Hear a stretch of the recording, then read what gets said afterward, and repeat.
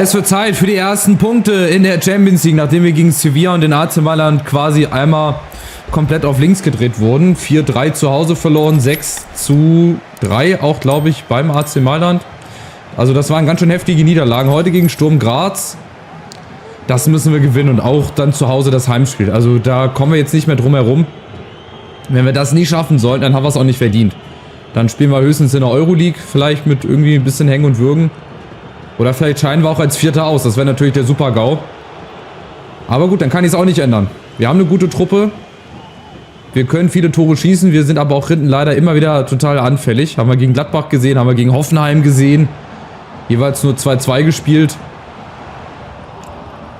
Und Sturm Graz hat halt auch schon immerhin einen Punkt. Das ist nicht gerade viel motivierenderer. Aber gut, wir machen das. Haraldsson ist drinne, Larsson in der Mitte, um frische Kräfte irgendwie mal reinzubringen. Wir haben jetzt halt wieder englische Wochen, da müssen wir ab und zu wieder ein bisschen hin und her wechseln. Fratesi. Larsen vorne drinne für Boniface. Und was war jetzt? Ach, Abseits. Ah ja, okay. Vorne Chukwueze wahrscheinlich.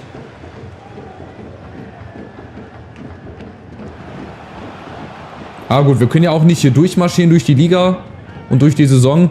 Dass auch mal solche schweren Phasen mit dazugehören, das ist auch klar, das ist auch ganz normal. Von daher bin ich aber trotzdem optimistisch, dass wir das wieder besser hinkriegen.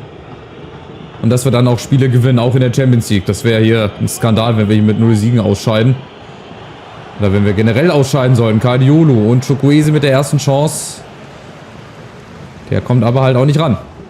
An die Kopfbälle, ist ja klar. Aber auch da wir auch gerne mal von allein den Zweikampf gewinnen. Jawohl. Ja, Kaumsari ist schon ein bisschen... Schon funktioniert. Bisschen Druck aufbauen. So, Martin auf Larsen. Der läuft durch. Ist aber auch hier allein gegen alle. Meier. Dann kommen die Bälle auch wieder nicht an. Das ist auch manchmal ziemlich schade. Weil das sind eigentlich herausragende Situationen und Positionen. Wie hier zum Beispiel. Larsen mal mit einem Schuss von weiter weg. Bei uns kommt jetzt Fratesi. Immer zum Tor hinziehen. Und Larsen diesmal per Kopf, ja. Und nachgesetzt kommen, aber natürlich. Da stehen die Kipper immer wie eine 1.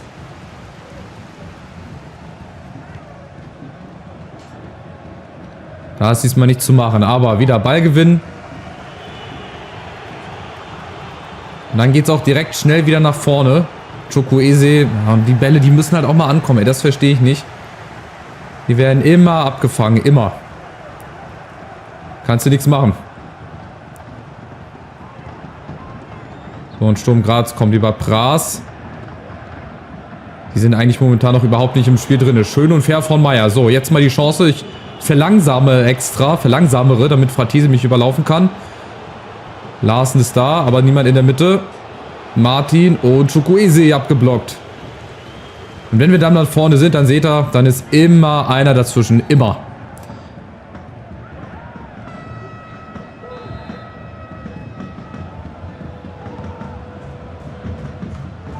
Larsson gut zurückgeholt. Martin, da muss er auch hochgehen. Warum er nur da steht, weiß ich nicht. Das sind auch wieder nur so Kleinigkeiten. Ihr seht, die Bälle verspringen bei dem. Wir spielen aber auch dem Gegner wieder den Ball in den Fuß. Also es ist ein Spiel, das geprägt ist von sehr vielen Fehlern momentan. Aber vielleicht mal jetzt der Durchbruch über Larsson. Im 1 gegen 1. Den muss er jetzt machen. Und er macht ihn. Hugo Larsson, das ist sehr, sehr wichtig.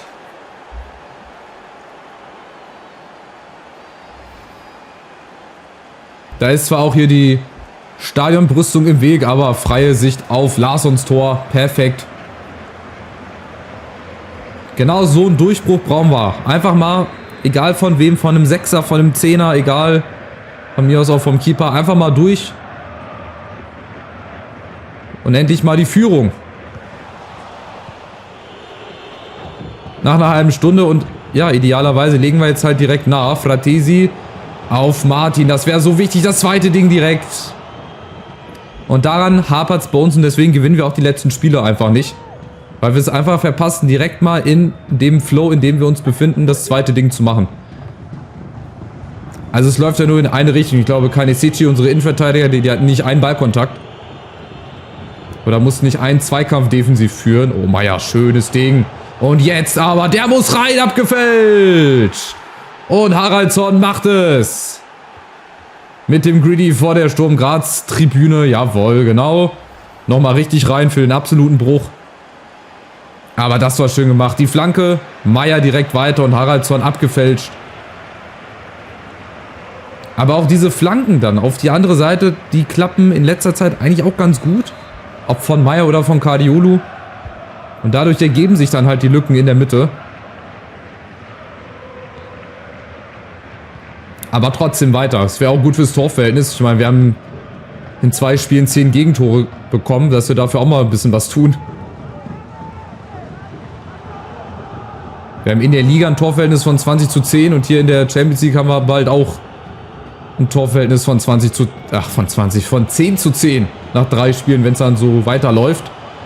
Und apropos weiterlaufen, Kardiolu, Haraldsson, der bleibt dann halt auch nicht stehen, ne? Der läuft dann halt auch durch wie irgendwie ganz blind. Aber alles gut soweit. So, jetzt kommt Sturm Graz über Böwing. Pacho oder Koch, irgendeiner muss dazwischen oder Larsson zur Not. Nicht vor der Pause jetzt noch. Komm, das wäre echt unglücklich. Mal wieder und auch nicht verdient. So, das kriegen wir aber verteidigt. Und wir gehen jetzt erstmal mit einem 2:0. Ganz wichtig. Erstmal zu 0 in die Pause. Vielleicht nehmen sich ja Sevilla und der AC Mailand die Punkte gegenseitig. Ein Remis. Aber wobei, da muss es eigentlich einen Sieger geben. Da muss es eigentlich einen Sieger geben für uns. Und im besten Fall Sevilla, weil die haben halt schon 2 Siege. Und dann gilt es halt auch gerade die Heimspiele zu gewinnen. Ne? Jetzt noch gegen Graz im Rückspiel, dann gegen den AC Mailand irgendwie. Und vielleicht holen wir in Sevilla noch einen Punkt, dann könnte das vielleicht für Platz 2 reichen. Aber das ist viel Rechnerei. Da schauen wir dann nochmal im nächsten Spiel vielleicht. Fratesi, nächste Chance. Gleich weitermachen. Gleich das 3., dann ist das Ding nämlich hier schon durch. Dann können wir auch mal ein bisschen durchwechseln für die Liga.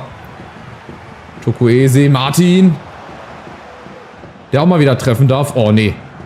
Und dann fliegt uns der eigene Eckball um die Ohren. Nein. Pacho nicht, Kardiolu.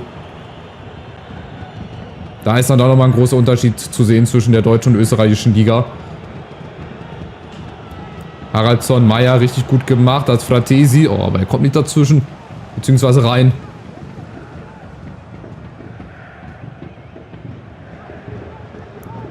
Rooster, Böwing und Kardiolu. Abseits. Nee, doch nicht. Hat die Abseitsfalle nicht funktioniert. Schneek ist da. Kardiolu, Koch. Oh, nee. Oh, das hätte fast wieder Elfmeter gegeben. Die Chance zum Fallen war da für ihn, aber er hat es Gott sei Dank nicht gemacht. So, jetzt Chukwueze gegen Schneek. Da kommt keiner hinterher. Wüterich. Aber es ist keiner da. Es ist keiner in der Mitte. Außer Martin. Da ist er. Martin. Ja. Schön den Abschluss gesucht. Somit auch wieder ein bisschen Zeit und die nächste Chance durch eine Ecke. Oh, große Eckfahne im Weg. Große Eckfahne, die Blockfahne.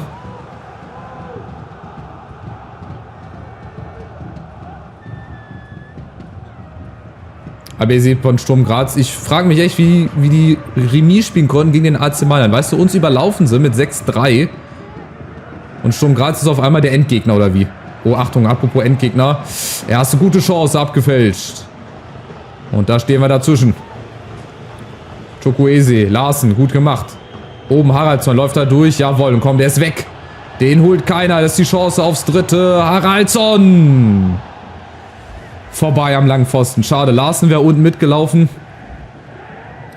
Aber ich denke mir immer, wenn du schon so im Flow bist und im Schwung, das musst du einfach machen. Hier, guckt euch das an, 12:2 Schüsse. Also da kann es heute nur einen Sieger geben. So, ein bisschen wechseln können wir. Shaibi, dann machen wir Fratesi und Tuta. Der kann doch auch im Mittelfeld spielen, oder nicht? Gut, offensichtlich nur rechts. Gut, dann machen wir den mal hier rechts hin. Boniface nochmal vorne für Larsen. Und Kunku können wir für Meier reintun. Ich hoffe halt, dass die ein bisschen mehr Kraft dann fürs nächste Ligaspiel gegen die Hertha haben. Musste eigentlich auch gewinnen. Müssen jetzt mal so eine kleine Serie versuchen zu starten, überall in allen Wettbewerben, damit wir da auf bestem Wege auch sind oder auf dem neuesten Stand, auf dem Weg in die nächste Runde und so weiter. Und Boniface kommt über Haraldsson und über Martin. Warum schießt er denn nicht? Ah, wir kriegen Freistoß, okay. Der braucht aber Ewigkeiten, um mal irgendwas da auszurichten. So, haben wir einen guten Freistoßschützen auf dem Platz? Ja, Martin, Boniface hat viel Kraft. Efe, vor allem bei Martin, aber ich spiele das mal kurz aus.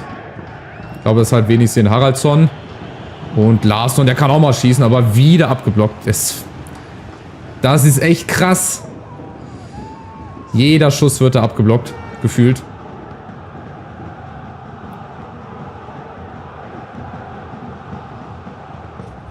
So, und Sturm Graz kommt. Shaibi. Und auch immer mit nach hinten, machen jetzt hier zu. Kardiolu. Noch 20 Minuten, alles gut. So wird der Spielfluss wieder unterbrochen. So. Wie oft willst du noch enttäuschen, ey? Komm, alles zugestellt, Schiri, ey. Der braucht da fast eine halbe Stunde, bis er da den Einwurf ausführt. Er kriegt auch wieder Plack. So, nächste Chance, Boniface. Wartet mal ein bisschen. Martin Haraldsson. Martin wieder. Oh. Vorne rum. Was will er denn machen, ey? Durch ihn durchspielen? Spiel doch einfach den Ball vorne rum. Oh, Achtung, Böwing. Oh, der ist durch. Frei durch. Und der Anschlusstreffer. Da waren wir aber auch wieder mit Pacho nicht ganz auf der Höhe. Raufgerückt. Oder aufgerückt und dann war die Lücke da. Und das nutzt dann halt auch so eine Spitzenmannschaft wie Sturm Graz einfach aus. Das ist unfassbar. Die siehst du nicht ein einziges Mal gefährlich vom Tor. Das nervt mich am meisten. Nicht, dass wir aus 12 Schüssen nur 2 Tore machen. Das weniger. Sondern, dass der Gegner immer aus dem ersten Schuss gleich ein Tor macht. Immer. Fast immer. Oh, rote Karte. Ohne Rücksicht auf Verluste. Auch diese Grätschen von Spielern, die einen IQ von unter 30 wahrscheinlich haben. Gelbe Karte. Alexander Prass. Der ist aber mit Gelb gut bedient. Ey, so. Larsson tut da vorne Boniface mit dem Rücken zum Tor. Ja, Martin läuft ein. Da läuft er ein und jetzt muss es das 3. Tor sein. Unter den Giebel. Und das könnte die Entscheidung sein. Und endlich trifft er mal wieder. Hatte auch eine längere Durststrecke jetzt, hat nicht getroffen. Dafür am Anfang viel. Aber genau das. Zack, hinter die Lücke und endlich kommen wir da auch mal rein. Und dann ist es Martin.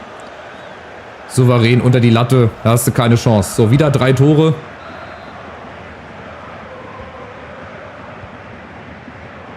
Und damit hätten wir, glaube ich, unser Torverhältnis fast schon ausgeglichen. Müssen wir da mal gucken. Gleich nach dem Spiel. Ja, aber wichtig. Am besten vielleicht noch gleich 1 oben drauflegen. Tuta. Mal in der Rolle des Flügelspielers. Shaibi. Oh, und wieder ist einer dazwischen. Und wieder kriegen wir den. Tuta, Kardiolu, Larsson und Martin. Im Doppelpass mit Haraldsson. Oh, das sieht ja jetzt nach Fußball aus hier. Da werden die brasilianischen Gene geweckt. Achtung, Boniface. Und er springt auch nicht hoch. Er hätte da hochspringen können. Das sind auch wieder nur so Kleinigkeiten, die mich stören. Aber das sind halt entscheidende Sachen. Wenn er da einfach auch mal hochspringt zum Kopfball, dann ist die Chance auch wieder größer, ein 3. bzw. ein 4. Tor zu machen. So, Schneck. Achtung, nächste Chance. Wir stehen eigentlich gut. Horvath. Eigentlich stehen wir gut. Kanisici wird da angeschossen. Und Sturm Graz kommt nochmal. Ich kriege nicht den Mann ausgewählt. Kanisici. Und jetzt nehmen wir mal hier Luft aus dem Spiel raus. So, also, das Spiel gewinnen wir. Jetzt müssen wir nur noch das Rückspiel gewinnen gegen die und dann noch irgendwo einen Sieg gegen Sevilla oder gegen den AC Mailand holen. Dann wären die 2 Auftaktniederlagen auch zu verkraften. So, Shaibi nochmal. Boniface kommt mit. Boniface allein gegen alle aus Spitzenwinkel. Und dann geht auch so einer rein. Und jetzt laufen wir hier unten nochmal zu unseren Fans. 4-1, jetzt wird es deutlich. Und jetzt ist das auch verdient. Also von den Chancen her, von den Schüssen, von den vielen, die wir haben. Sehr gut gemacht. Und dann klappt auch mal so ein Schuss. Aus Spitzenwinkel. Boniface stellt einfach nur seinen Körper dazwischen. So einen Befreiungsschlag haben wir, glaube ich, mal gebraucht. Den nach 2x2-2 und in der Champions League auf den Sack bekommen. Vielleicht der Startschuss zu erfolgreichen Wochen jetzt, englischen Wochen. Auf jeden Fall ganz, ganz wichtig. Die haben auch mehr Werbung auf ihren Trikots als irgendwie Punkte in der Tabelle wahrscheinlich. Aber gut, sollen es nicht jucken. Wir gewinnen. Und so machen wir hoffentlich weiter. Ja, am Ende waren es dann 15 Schüsse. Also das hätte mich schon sehr gewundert, wenn wir da nicht mindestens mal 2, 3 Dinger gemacht hätten. Am Ende sind es dann 4 geworden. Sehr gut. So, und jetzt in der Liga. Dann im Pokal, dann wieder in der Liga. Zweimal Wolfsburg jetzt also hintereinander. Das wird auch eine heiße Kiste. So, was haben wir hier? Innocent Camara und Santi Mendes. Beide mit einer 59. Da könnte man eventuell was machen, wenn wir den verleihen. Der hat ein Potenzial bis 94, der hat ein Potenzial bis 93. Der ist halt aber auch erst 15. Da weite ich jetzt dann nochmal ab. Vor uns liegen wichtige Spiele, von denen wird noch einiges kommen. Genau, ihr macht das super. Bin sehr stolz auf euch. Gucken wir mal auf die Champions League Gruppen jetzt nach 3 Spielen. Fangen wir mal oben an, Gruppe A. Ja, ist spannend. Neapel, Real und Sporting. Da wird Schacht ja wahrscheinlich auch durchgereicht. Dann haben wir Atletico und PSG, die werden wahrscheinlich durchgehen. Dortmund und Arsenal werden das machen. Das ist halt auch spannend. Und Sevilla hat gewonnen, das ist wichtig. Gegen den AC Mailand. Das heißt, wenn wir jetzt gegen Sturm Graz gewinnen und dann gegen den AC Mailand zu Hause, das sind 2 ganz, ganz entscheidende Spiele jetzt. Die müssen wir beide gewinnen. Dann haben wir es gegen Sevilla in der eigenen Hand. Leverkusen und Juve, Benfica, das ist noch alles offen. Man City und Lazio und Porto. Bergamo und Bayern. Ja, Chelsea ist da auch noch mit dabei. Und hier ist auch noch alles offen. Barca, Ajax, Man U und Celtic. Selbst sie können noch weiterkommen. Also ihr seht, überall ist es spannend. Champions League in der Liga, da bleibt mir fast die Stimme weg. Und jetzt müssen wir gegen Hertha einfach nachlegen. Die sind aber auch nur 3 Punkte hinter uns. Die spielen also auch eine richtig gute Saison jetzt als Aufsteiger. Na gut, also ich lasse mich überraschen. Mal gucken, welches Gesicht wir zeigen. Ich hoffe, das Gesicht, was wir gegen Sturm Graz gezeigt haben. Und dann hoffen wir auf 3 Punkte. Macht's gut. Ciao, ciao.